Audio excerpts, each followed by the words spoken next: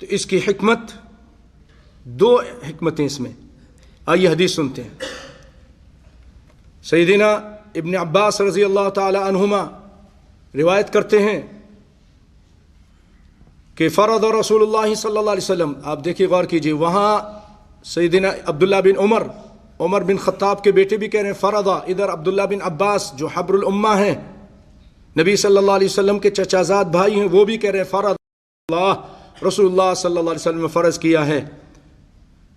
زکوٰۃ الفطر طہرۃ للصائم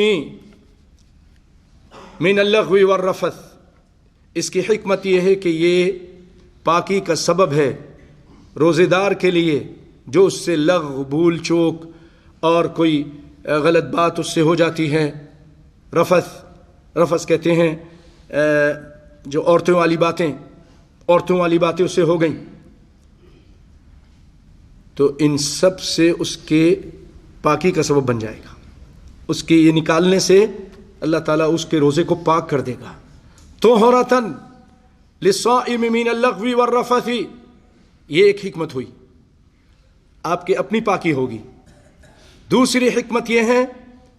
وطعمۃ للمساکین، اور مسکینوں کے کھانے کا سبب ہو جائے گا، عید کے دن خوشی منا لیں گے، ان کو اتنا مل جائے گا کہ آج وہ کسی کے آگے ہاتھ نہ پھیلائیں۔